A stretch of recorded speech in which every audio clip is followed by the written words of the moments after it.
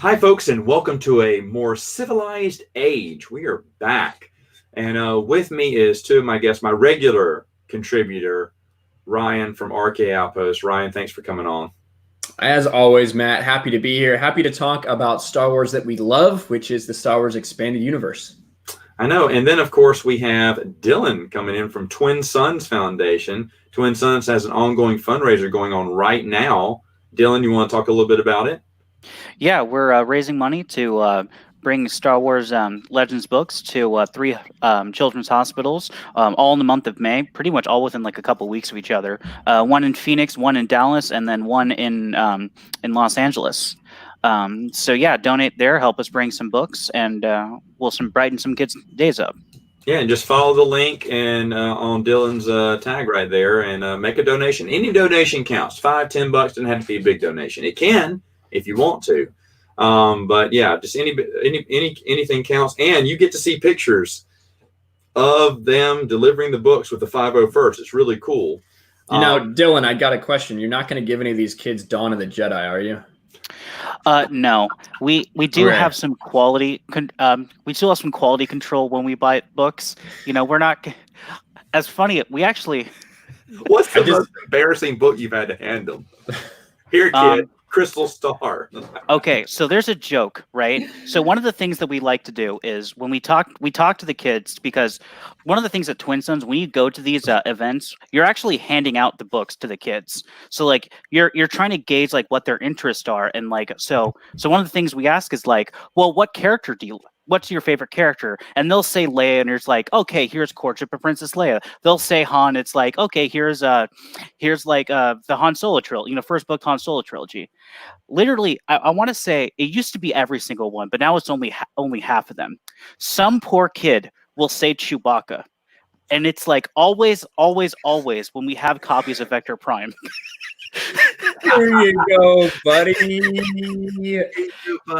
It never when we don't have Vector Prime, it never happens. When we do, it always happens every time. And so, what do? We give them.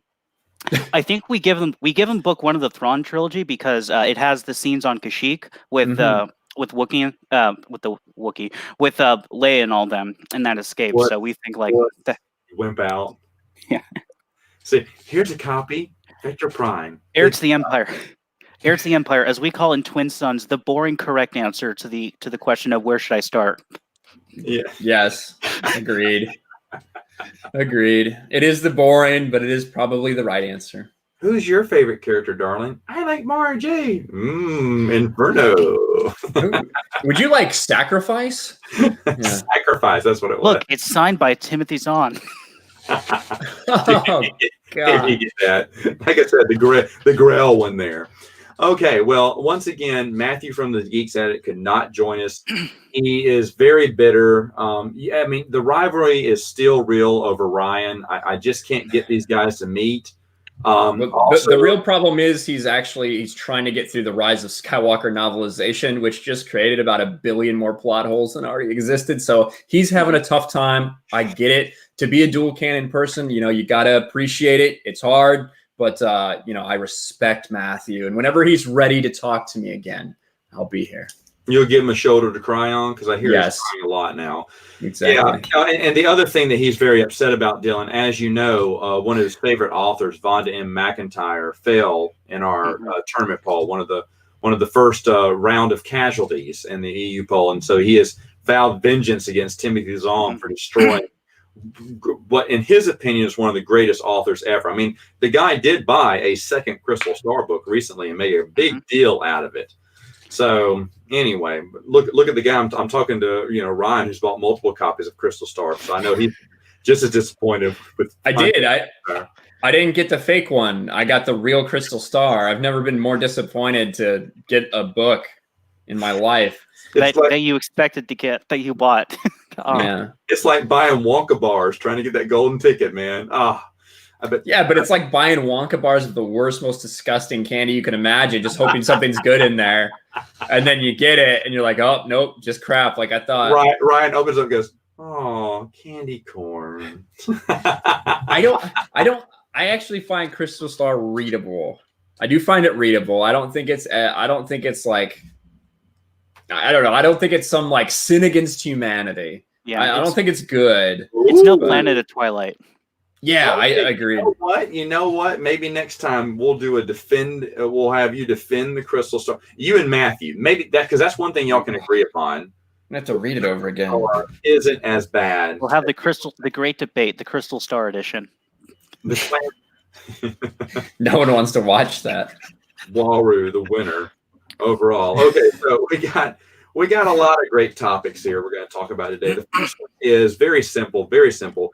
What is your favorite Star Wars comic book cover? Now, there are a few to pick from. I have an idea of what someone may pick, but I'm going to start with Dylan. Dylan, you said automatically when I told you the question, you said, I already got it.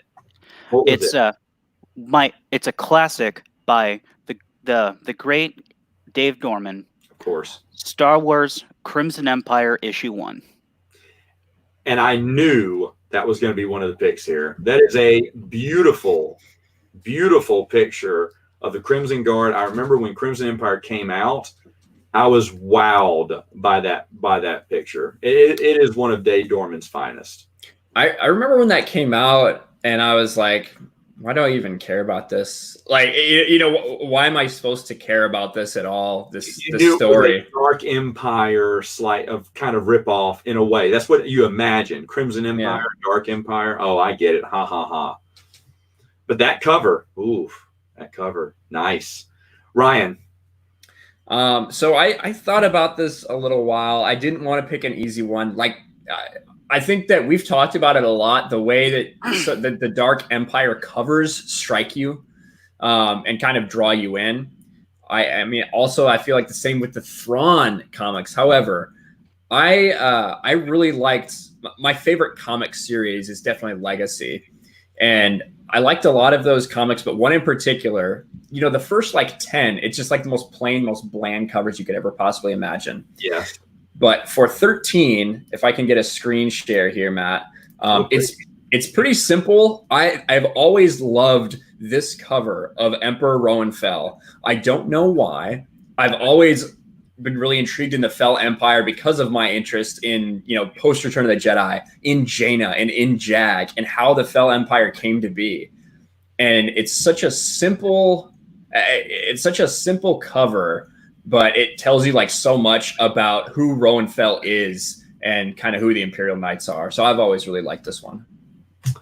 That is pretty cool. That's pretty cool. I don't remember that one, to be honest. Yeah, 13. The first like 10 or whatever, it was just like these, 3 characters with like a gray background. Do you remember those? It was just like, that was so generic. They were doing generic poses and everything. I remember. Yeah, it was awful. It was early on, but the ransom issue that just had Joker Squad and like they eventually went good with that. But I always thought that's like, wow, this is so weird. It's like you're reading Legacy. It's like, here's this squad of random stormtroopers, by the way. Here's a story about them. Anyway, back to your regularly scheduled comic. Yeah, it was so, and they did bring him back in the end. Yeah. Yeah, it made sense in the end, but going through it first time, you're just like, what? Am I right? It's like they were showcasing all their characters, but they were in awkward poses. Like I remember one had the lightsaber and she was like stepping up and had it down like this. I'm like, what is she? Is she doing a kata? What is she doing? She was just posing with the lightsaber a little bit. I was like, it's almost like, where is it? Where? You want me to pose like this? Do you want me to pose like this? How do you want me to be? And it was like just an awkward. I remember some of those covers were just really weird. I did go different too. My mind went to Crimson Empire, but I knew people were going to pick that. And then I remember there's a comic book series I just recently reviewed that I just love the cover so much. And I totally forgot about it, but it's X-Wing Rogue Squadron, the first issue, with Wedge Antilles with his helmet. And then the X-Wings flying in the background. It was such an impactful cover to me when I saw it. I wasn't even sure, because back then, I was getting the comic books, but I always figured the comic books were just inferior to the novels. And when they're making X-Wing comic book series, that's not going to be as good as the novels, right? Even though Stackpole's writing it. And then that first cover comes out, you're like, Oh, that is a thing of beauty. And I just could not get over how nice that cover was. And I still love that cover today. I just think it's so awesome because, I mean, the character Wedge Antilles is portrayed very well. You can see his character in there. And just, I don't know, it just, yeah, I was like, ooh, they should have made that that should have been on a novel. That shouldn't have been on a comic book cover. Even though I'm thankful it was, because it was great. And that was Dorman as well, wasn't it? I can't recall now. I should have looked that up. Possibly so. I'm sure he did, because he did a lot of their number ones, right? Because he was the reason. In fact, he was the guy. Yeah. I talked to him. He said, that's what they hired me for. They hired me to get people's heads to turn on that number one issue, or that first 6-part issue. When they're looking over at the comic book rack, they want something to pop. And he said that was his job. And he did a fine job at it. He's a great guy to talk to, by the way. I've got it's not really an honorable mention because it's not good. The cover is not good at all. And the book is not really good, but Union with Luke and Mara's wedding. The one where they're kissing? Yeah. That's a nice one. It's memorable, you know. No, you're right. That one is a nice one. I see that one used a lot as people's gamer tags and stuff like that. So that's it's not the best art. It's one of those where Luke looks really weird, which I feel like Luke is so iconic that whenever someone draws him and it's not spot on, you're like, oh, that looks really weird, because you just you're so familiar with the character. So if it's at all supposed to be like resembling reality and it doesn't, it really throws you off. Revel Oppression Part 1 was the cover artist was Dave Dorman. Okay, that's what I thought. He usually was generally their man. Okay, so question number 1 down. Next question. I'm going to start with I'll start with Ryan. Ryan, is there a piece of the expanded universe history or lore that you wish the books would have addressed? Yeah, I think that for this one, I think you have to go, Old Republic era, because what we get in KOTOR, which is obviously an awesome game, and you get to play as Revan, you get to understand his story and Bastila's. The Revan novel, I just felt was never enough. Was never enough for a character who's that beloved and that celebrated. I really would have loved a series of books set in the KOTOR Old Republic era, so that around 4,000 years BBY, that went through the entire Jedi Mandalorian Wars, that introduced you to a pre-fall Revan and Malak, a pre-fall exile, go through that whole thing and then see exactly what happened to them, instead of it just being described as a couple throwaway lines in a Revan book. And I think that character and that era always deserved so much more in the books than we ever really got. Instead of like after the fact storytelling in SWOTOR, in an MMO, where it was like, they were telling stories from 300 years ago. I wish we would have got to experience it in novels. I like that, and I know there's a lot of Old Republic fans who are amening what you just said. Let's say that I gave you 3 authors to do a Legacy of the Force style series. Which 3 do you pick? I know one of them. Karpyshyn has to be. Obviously, he has to be. He'd be mine too. Paul Kemp did Deceived, and I think Deceived is really good. I like it better than Revan. Yeah, Deceived, the thing is with Deceived, I knew exactly what was going to happen, because they play through so much of what from the game, and what you even know from the trailer. The iconic trailer of the game is so much a part of that. Whereas Revan, you were really wondering what was going to happen the whole time. Right. And then for the third one, I might just pick Troy Denning because, John Jackson Miller obviously has a lot of history doing Sith stuff, things with Sith. If you're going to involve the Sith at all, I would probably include him, but I don't know if I can go past Troy Denning. He's your closer. He's your closer on these books. He's your closer on the books. Of course, Troy Denning would be a good pick. I'm going to go a little bit different though. You have to pick Drew Karpyshyn. Since it's involving lots of Sith, I'd throw James Luceno in there. And then for thirdly, this is not going to surprise many people, I'd throw Kevin J. Anderson in there because he did do Tales of the Jedi. he's got some lore within the Old Republic, and I'd like to have seen what he would have done in that era. But I love that answer. That's a great answer. Dylan? Oh, this is a tough one, but there's a lot of topics you could choose from. I agree. I think are we talking about the 3 authors or just we're talking about, I want to talk about what era. What era? Okay, I thought you were asking me about the 3 authors question again. Do you have a different question? Do you have a different answer to that? No, I think you guys covered it. Okay, go ahead. But as for an era or events that I'd want a book about, that's kind of tough because I mean, the only the cheating answer. The cheating answer is the time period between Crucible and Legacy. Wow, yeah. It's not cheating because I did try to avoid that answer, but I can't. I'm right there with you. I feel like that one's the answer to everybody's. I know. Yeah, it's not the answer to everyone's because I think a lot of people would pick the Old Republic, and I'm happy with the Old Republic. I'm happy if they were to do that. If they were to say, "Hey, we're bringing Legends back, but it's only going to be for the Old Republic," and that the 9-book series usually, I'd love to hear. I'd love to see that. But at the same time, I gotta go with that. I know that's a generic answer. I think for us it would be. If you haven't read Crucible, this isn't really that much of a spoiler, but it kind of is. The book end after they've beaten the big bad. They're all the epilogue. They're all in a cantina, like the big 3, and like all the who's who of like the next generation of Jedi. And the big 3 are just like, you know what? We're done. We're retired. This is all up to you guys. You guys, the new generation, you're going to carry the torch from now on. And then the new generation's like, yeah, well, we look forward to it. We can't wait to see all the great adventures we're going to have. And then the EU just ends. That's true. So I'll give you the same question I gave Ryan earlier. What 3 authors would you have write your 9-book series for this? Well, if Olsen was still with us, he'd be there, but he's not. Obviously, I would pick him too, but you can't pick him. Obviously, Denning. I agree with that. Denning would be the closer. He'd be one of mine.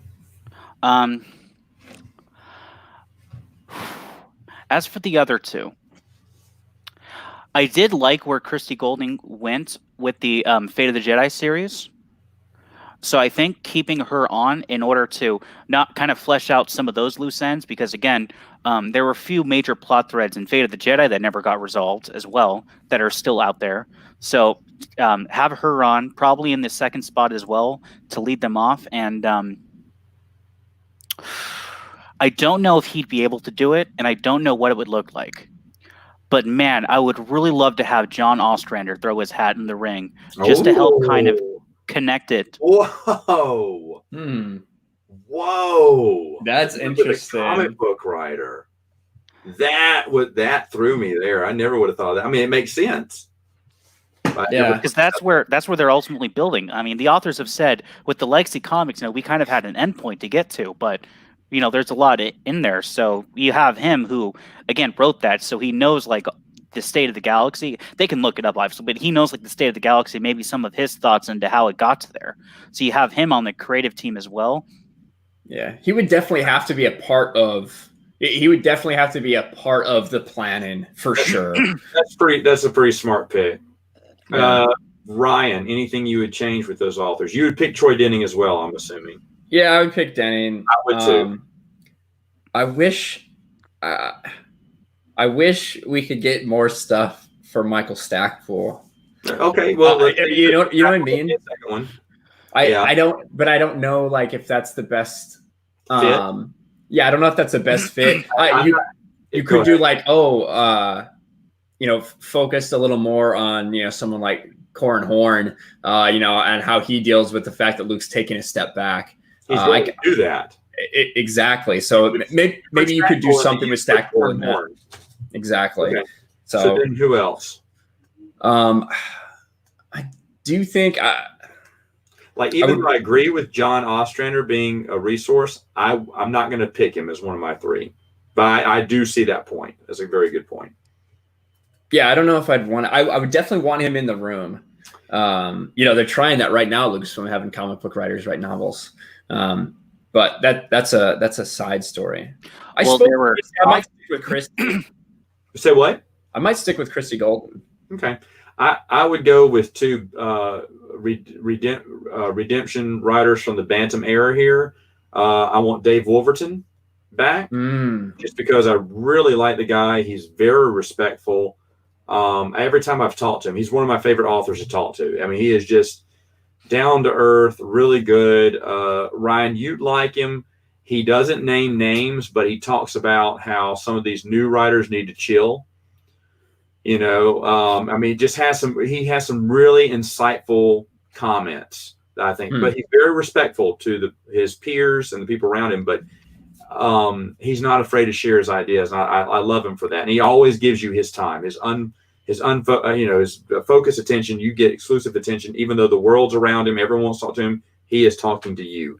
He's very personable, and I really appreciate him. Dylan, did you get a chance to meet him at all? Yes, but I didn't really get to talk to him that much. Okay, Jeremy and I did. And he was just fantastic. But anyway, so I bring Dave Wolverton back, and since we're bringing back, since you guys got a girl, I'm gonna bring back Kathy Tyers too.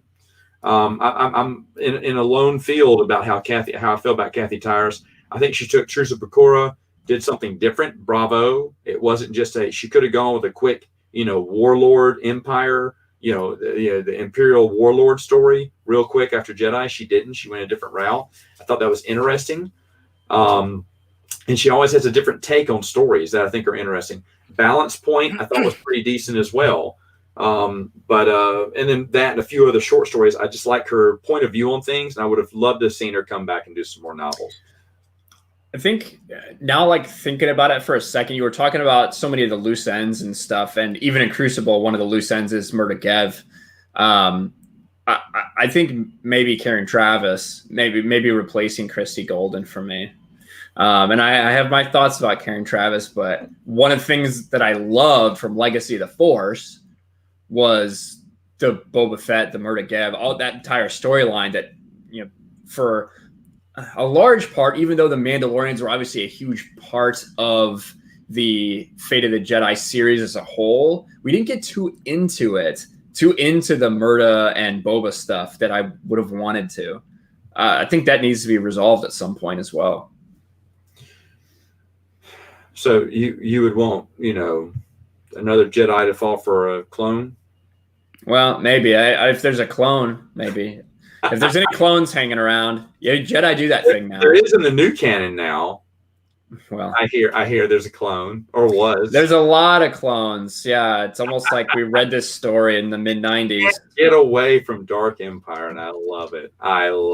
What a joke. Yeah. All right. So anyway, the last question, I know that is going to please you a lot, so I'm going to answer it first because I'm going to be the most lame about it. It is.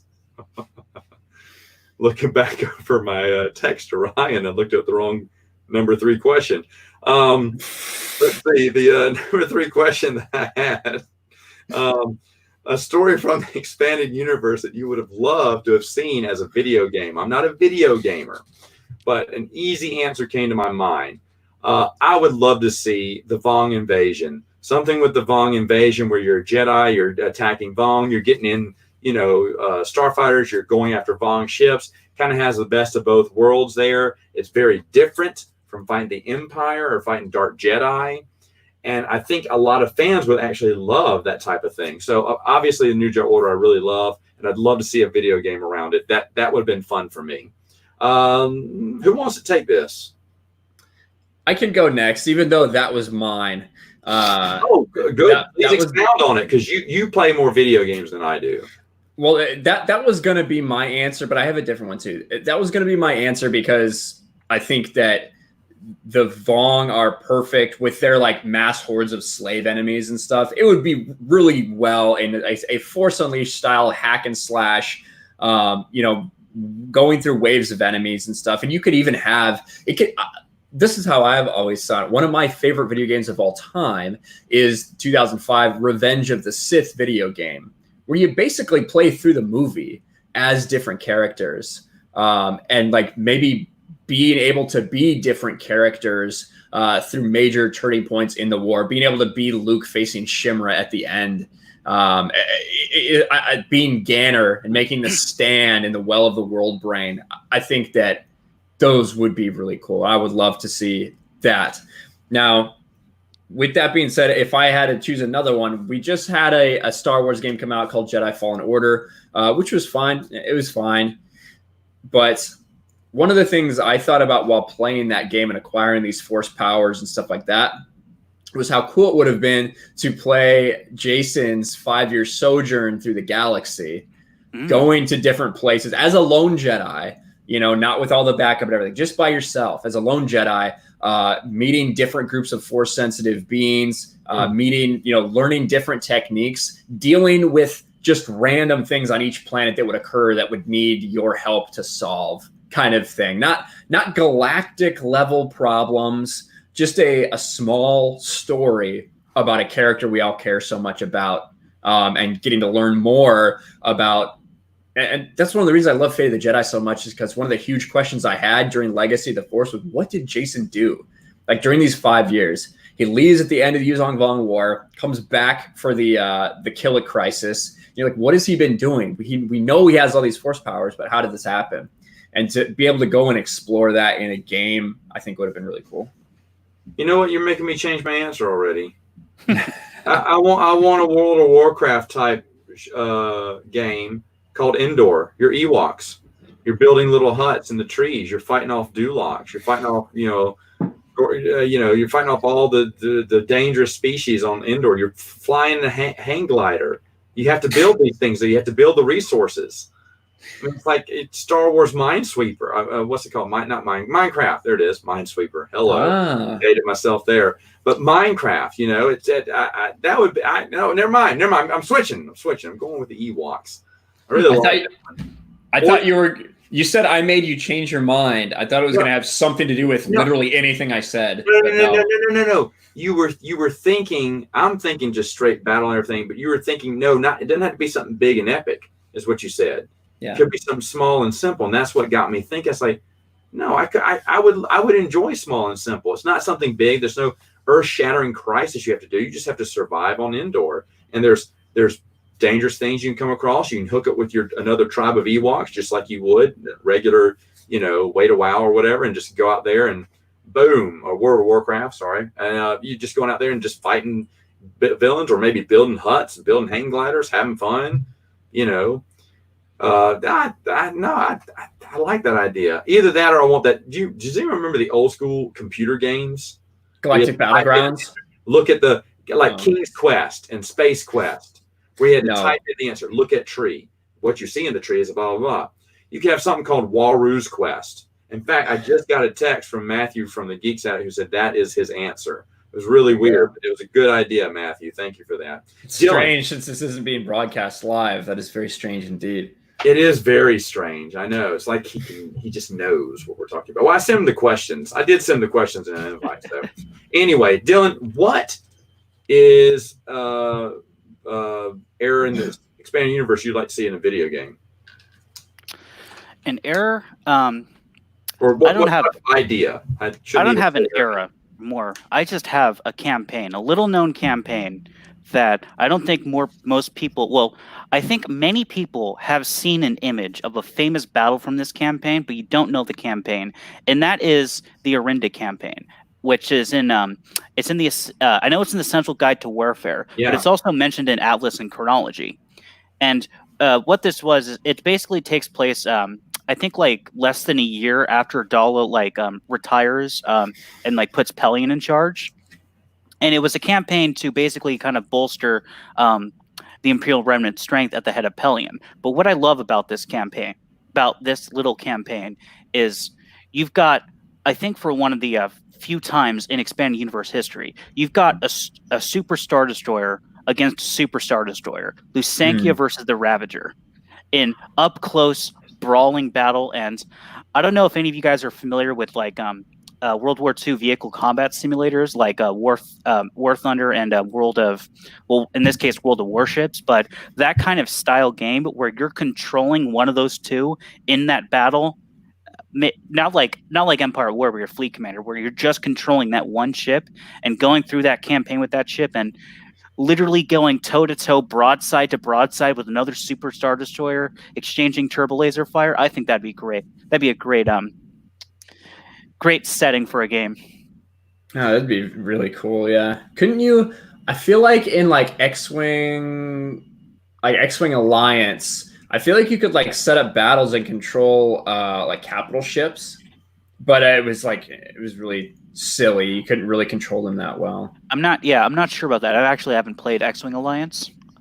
I don't. It's one of the old flight simulator games, but I don't remember.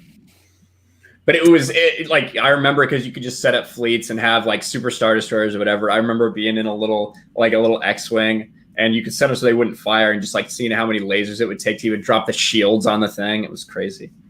I would do an EU like Angry Birds where you're just shooting hoojies across the way. Think that would be fun? No. I try to come up with app ideas too for this. I mean, no mobile games. We're not Blizzard. You heard it here. Expanded Universe fans don't have phones. That's right. We do have wallets, though. So please give us more Expanded Universe content. Shoot, any of this stuff, any toys, anything like that would be just great. Great to hear. And memorabilia, shoot, T-shirts. Come on. Speaking of, we didn't plan to talk about this at all, but did you guys see the newest Force FX Elite lightsaber that has to do with the Expanded Universe? Oh, no, I did not. Please expound. Revan's lightsaber is going to be the next Force FX Elite series. I think $225. I've already pre-ordered mine. Ooh. I feel kind of like a chump because I already did. But I can't pass up an opportunity to have the first that I know of official Hasbro licensed Legends lightsaber, at least that I know of. Now, Dylan, I just realized this may be one of the first times I've had a single guy on this show, because the next question I have is, I guess, just for Ryan. Ryan, has there been a purchase that you've made that you've been embarrassed to tell your wife about? Like that lightsaber, honey, I just paid $250 for a lightsaber. Well, I haven't told her about that one. I haven't told her about that one, so maybe that will be my answer. Basically, anytime I pick up some random Sith holocron that's like $60 or whatever it was, and she's like, "What is that for?" I'm like, "Well, it holds this like small little book that I don't even really care about reading." Yeah, and it takes 30 seconds to come out, and it's like shaking as it's coming out. It's so crappy. Ian says, "Don't you ever talk about the shoes I buy again." yeah. Or like, "Oh, you just got this woman's toy, a Jaina Solo figure on Amazon." It just looks at me with judgment in her eyes. I'm like, "Yeah, that's for me." But love in her heart. Speaking of Hasbro, I don't know if you guys have talked about this yet, but Hasbro also announced that they're going to be making a Force Unleashed Black Series figure. Unfortunately, It's not the second place Star Killer from the fan poll back in 2016, but it's the Stormtrooper Commander. So, we got one Force Unleashed character, I guess, but it's still EU, I guess. The Stormtrooper Commander that just has like a little blue or something on him. It's not cheesy. That much. I wasn't. Imagine how much they would sell if they put Star Killer. Why don't they do it? Put Star Killer out there. They would sell out in a heartbeat. I agree. Any video game character. But my answer for the biggest purchase I ever made on my wife was I was actually in Phoenix with Brian, actually talking with Mr. Brian Borg himself, and we were talking about a particular board game. I said the only way I get that game, I said I have to get the whole set. It had to be on eBay for half the price, and then I still have to lowball them. And I said, but I'm never going to get this game, because to get the whole set, all the little minis, it had a bunch of minis and everything at the time would cost oh gosh, $700. I was like, that's not going to happen. And then I went online that night, right before going to bed, and there's a dude selling it all for $350. I was like, shut the front door. And so I lowballed him, of course. I said, well, I'm going to give you 300. You know, he was not going to take that because I know he's got way more than that tied up in that. So then I went to bed. I woke up the next morning being the proud owner of that entire collection. And I was like, oh, shut the front door. So I went ahead and paid for it. I said, well, I need to tell my wife that, you know, I just spent a heck of a lot of money and there's multiple boxes coming my way. And the whole day went by and I totally forgot to tell her. I even talked to her on the phone. I totally forgot about the $300 purchase. And so this guy overnighted it, I think. And like the next day, it was like just 2 days later, she calls me. She went, what did you do? I went, what do you mean? She went, the mailman came up to the door and said, is your husband here? And she said, no. He went, okay, I'll go get him. And there were just box after box. I mean, he just shipped his entire set. I guess he just had to get rid of it really quick. And there's box after box. She showed me a picture. I mean, there's this like nice little stack of boxes just sitting in the living room. She's like, what is this? I went, oh, it came in. Oh, hey. By the way. Now that you say that, baseball cards, I've spent way too much money on baseball cards in my life. Yeah, hunting for autos, hunting for rookie cards, just buying boxes of hobby boxes of baseball cards. Yeah, that's embarrassing. No, that's my dream. Back in the day, open up packs of cards. I think Dylan, even you did this back in the day. I mean, there's nothing better than open up a pack of cards, in my opinion. I'm talking about like a year ago, not like a long time ago. I'm talking like a year ago. I thought, wow. Yeah. Wow. Did your wife just sit there and say, you're taking me someplace nice this weekend and you're going to watch a movie that I want to watch? She would have said that if I hadn't spent all the money on cards. But yeah. You say, well, can we wait till the next paycheck? Because I don't have any cash right now. Exactly. That's fun. Well, thanks again, guys, for joining me. Folks, hey, what were your answers to our 3 questions? Let us know in the comments. And we'll see you next month on a way more civilized age. See you later, folks.